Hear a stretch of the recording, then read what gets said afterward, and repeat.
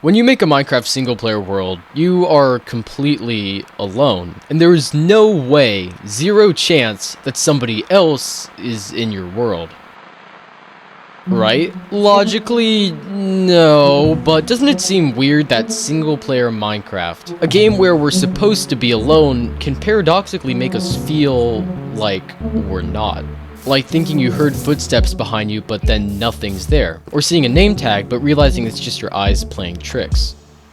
Probably. So why does Minecraft make us feel like there's some other player? It's like there's this natural urge to expect this someone else that never comes. And it's no wonder, Minecraft can be a very lonely game, with nothing to keep you company but the mindless animals and occasional creeper dive bomb. In a world that spans 60 million blocks across, at least, it feels a little bit weird that it's just you to inhabit all of it. But this feeling of being watched used to be a lot more dreadful. In fact, back in older versions of Minecraft, it feels like the game goes out of its way to be eerie. Besides the occasional dungeon, there weren't any structures or signs of intelligent life. It's about as alone as you could be. And also very startling. The game resembles our own world, but also seems a lot more alien. The grass is nuclear green, the landscapes are funky, and the whole world is littered with fictional monsters. It's like you're alone in a simulated version of our reality, like you're in a place that you don't really belong in. It's almost the same feeling of walking through an abandoned mall. We expect there to be more life and people, yet there aren't.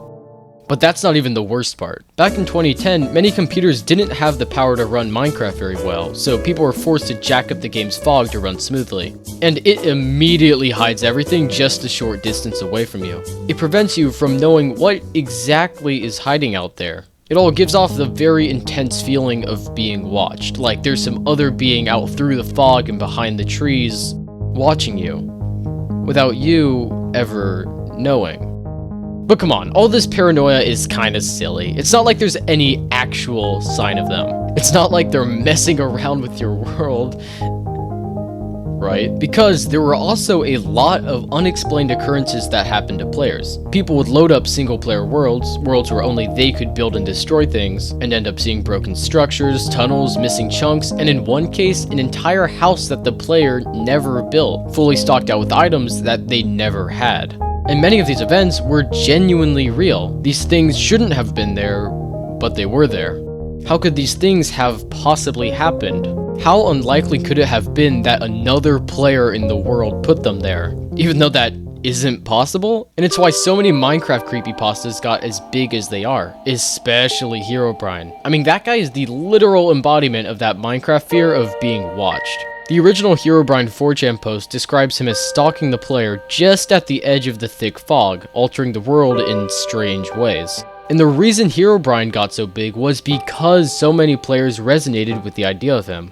He perfectly filled that gap of the other player, and seemingly explained all those strange world events and feelings of being watched.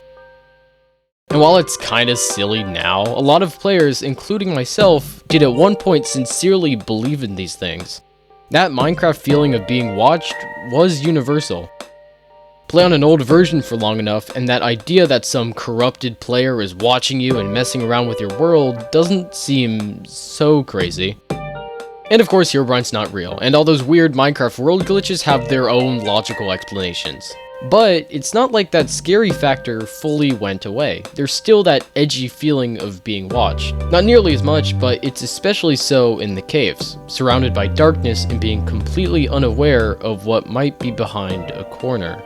And I think it's why so many horror mods got popular. Similar to the Herobrine creepypasta, they give a face to that feeling of being watched, because in this case you literally are. They take that already creepy fear factor and dial it up to 11. And some of them are kinda cheesy, no doubt, but hey, I still get the heebie-jeebies. But with all this other playerness to Minecraft, it begs the question, was this feeling purposeful? Like, did Minecraft's creator Notch deliberately design Minecraft to make you feel like you're not actually alone? Well, kind of, because going back again to an older version, there's nothing scary at all. It's really just a chill Lego baseplate game with a couple of blocks to build with. But even from Minecraft's very start, Notch had always wanted the game to be survival based, so he lasered in on that direction. Notch started adding health bars, food, weapons, and the such. But update after update, the fear factor also got cranked up. He made the world feel bigger and emptier with infinite terrain generation. He made pitch dark nights, and worst of all, cave noises. All of it deliberately to add a good tension to survival mode. But that feeling of being watched, I think that came as a complete accident. I think that a lot of those survival updates to the game sort of mutated into that feeling that you're not alone. Fog, emptiness, darkness, alienness, stuff that just happened to be part of the early development in Minecraft, all unintentionally led to the player feeling like they're extremely alone.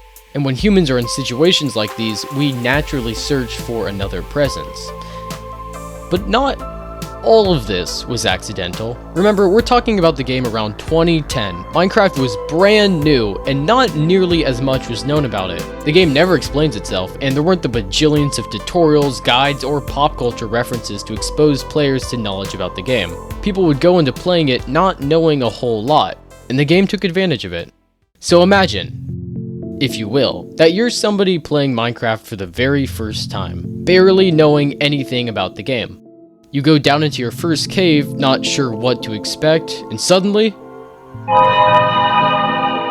it's just a cave noise. I mean, we all know that, but a brand new player wouldn't. That'd be terrifying. The sound seems to imply that there's something deeper down, but there isn't. It doesn't actually imply anything. But obviously a new player wouldn't know that. In fact, a new player wouldn't have any clue at all whether or not they're being watched, whether or not there's another player. But still, it's single player, there is no other player, and there never has been.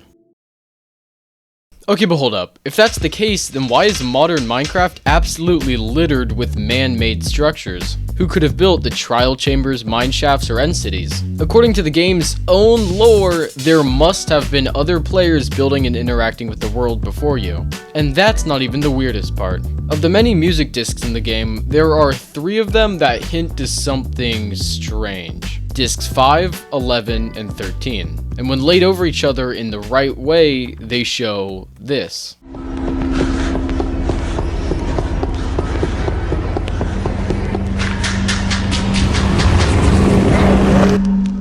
It's a story of what must be another player panicked and running from some unhappy creature. What's even weirder than that is that specifically for disc 11, if you take a look at its audio spectrogram, basically just a visual representation of the song, it shows a bizarre figure here.